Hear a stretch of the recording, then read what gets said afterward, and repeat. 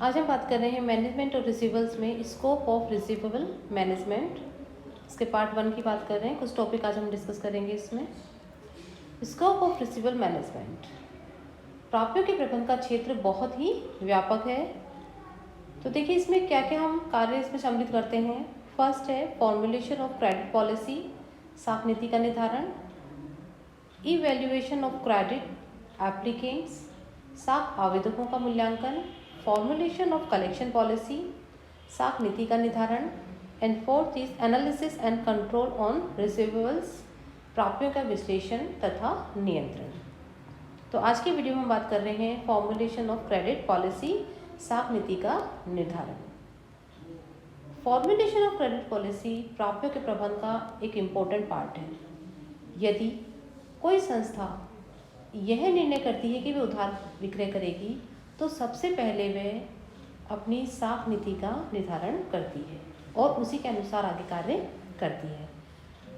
Credit जो policy है उसका निर्धारण करते समय मैनेजर्स को बहुत सारे तत्वों पर विचार करना पड़ता है। जैसे बात करें हम कंपटीशन की, साथ ही जो अन्य कॉम्पिटिटिव जो संस्था है उनकी क्रेडिट पॉलिसी कैसी है ये भी ध्यान में रखना पड़ता है। संस्था की इकोनॉमिक कंडीशन क्या है, पूंजी की जो कॉस्ट है वो क्या है, उत्पाद की प्रकृति, तकनीकी जो परिवर्तन है उनकी संभावना कैसी है, या हम कह सकते हैं कि बाजार की जो दशा है वो क्या है। तो साख नीति का जो निर्माण किया जाता है वो बहुत ही सावधानीपूर्वक किया जाता है, क्योंकि क्रेडिट पॉलिसी संस्था की प्रॉफिटेबिलिटी और लिक्विडिटी दोनों को ही प्रभावित करती है।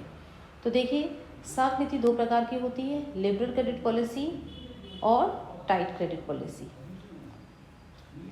लिबरल क्रेडिट पॉलिसी के अंतर्गत ग्राहकों को लिबरल कंडीशंस पर माल का विक्रय किया जाता है।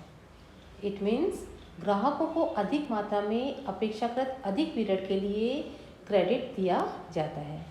इस पॉलिसी को अपनाने पर एक तरफ तो संस्था के लाभों में और बिक्री में वृद्धि होती है, साथ ही दूसरी ओर एक विपरीत प्रभाव पड़ता है। इससे क्या होता है, इसकी तरलता प्रभावित होती है। तो यदि यह नीति अपनाते हैं तो क्या क्या उसको सामना करना पड़ता है। देखिए इस कंडीशन में जो अगर प्राप्यों के निवेश के आकार बढ़ाती है संस्था तो पूंजी की लागत में वृद्धि हो जाती है, और ग्राहकों को उदार शर्तों पर अगर माल बेचती है तो जो कलेक्शन कॉस्ट है वो बढ़ जाती है।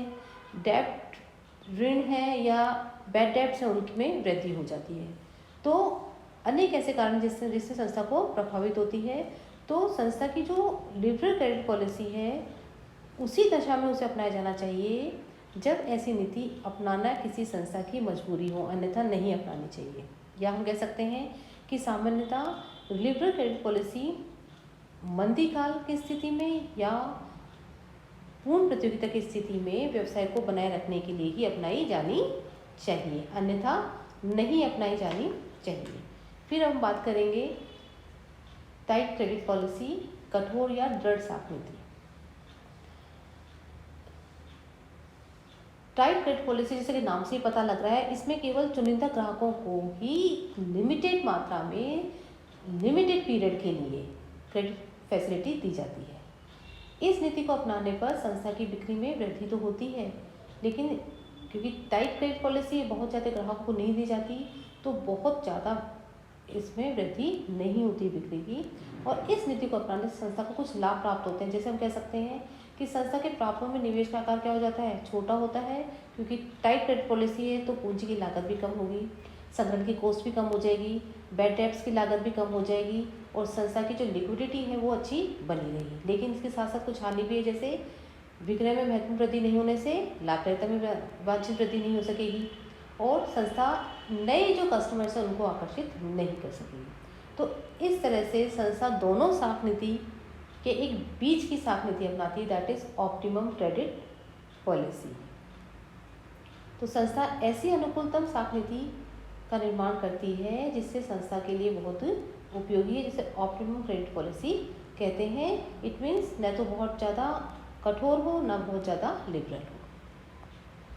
अब बात करेंगे एलिमेंट्स ऑफ क्रेडिट पॉलिसी, साख नीति के तत्व। First is setting of credit standard. साख नीति का निर्धारण करने में साख प्रमाप जो स्टैंडर्ड है अथवा साख कसौटियाँ उनको महत्वपूर्ण रूप से ध्यान में रखा जाता है। संस्था द्वारा क्रेडिट स्टैंडर्ड निर्धारित किए जाते हैं। जो ग्राहक इन स्टैंडर्ड पर खरे उतरते हैं, जो इन स्टैंडर्ड के अनुसार होते हैं, केवल उन्हें ही साख फैसिलिटी या क्रेडिट फैसिलिटी उपलब्ध कराई जाती है। यदि संस्था के मैनेजर उच्च प्रमाप निर्धारित करते हैं तो केवल ऐसे ग्राहकों की जिनकी फाइनेंशियल पोजीशन बहुत ही स्ट्रॉन्ग है या बाजार में उनकी गुडविल अच्छी है, उन्हें ही क्रेडिट फैसिलिटी मिल सकती है, अन्यथा नहीं मिलेगी। इस प्रकार प्रमाप निर्धारण में संस्था की बिक्री में खास वृद्धि नहीं हो पाती है। इसके विपरीत यदि उदार साख प्रमाप नीति अपनाते हैं, निर्धारित करते हैं, तो अनेक ग्राहकों को क्रेडिट फैसिलिटी उपलब्ध हो जाएगी तथा संस्था की बिक्री में महत्वपूर्ण वृद्धि हो सकती है और साथ ही संस्था के लाभों में वृद्धि होगी। लेकिन इसके साथ साथ collection cost, capital cost, bad debts आदि में वृद्धि हो जाती है। तो प्रमाप इस तरह से निर्धारित किए जाने चाहिए कि संस्था की लाभप्रदता और तरलता, प्रॉफिटेबिलिटी और लिक्विडिटी की जो पोजीशन उस पर विपरीत प्रभाव ना पड़े। सेकंड है टर्म्स ऑफ क्रेडिट या क्रेडिट टर्म्स। साख प्रमाप को निर्धारण के पश्चात क्रेडिट टर्म्स का निर्धारण किया जाता है। अब इसमें क्या क्या शामिल करते हैं देखिए। इसमें शामिल करते हैं क्रेडिट पीरियड शामिल करते हैं। इट मीन्स साख अवधि से अभिप्राय उस अवधि से है जो ग्राहकों को उधार चुकाने के लिए दी जाती है। प्रबंधकों द्वारा ऐसी साख अवधि का निर्धारण पूर्व में ही कर लिया जाता है। साख नीति जितनी कम होगी प्राप्तियों की लागत उतनी ही कम होती है, लेकिन साख अवधि के कारण विक्रय में वृद्धि भी कम हो जाती है, सीमित अगर रहती है तो। और साख अवधि अगर लंबी होती है तो संस्था की बिक्री में बहुत ज़्यादा वृद्धि हो जाती है, किंतु ऐसी कंडीशन में वही की बात करेंगे हम, capital cost, collection cost, bad debts आदि में वृद्धि हो जाती है। फिर इसी में बात करते हैं हम एक क्रेडिट लिमिट की। उधार नीति का निर्माण करते समय उधार की उच्चतम सीमा का निर्धारण भी किया जाता है और यह सीमा अलग अलग ग्राहकों के लिए अलग अलग उनकी वित्तीय स्थिति और प्रतिष्ठा के अनुसार अलग अलग तय की जाती है। फिर हम कह सकते हैं इसमें कैश डिस्काउंट पॉलिसी। ग्राहकों से शीघ्र उधार वसूल करने के उद्देश्य से उन्हें नकद पट्टा दिया जाता है।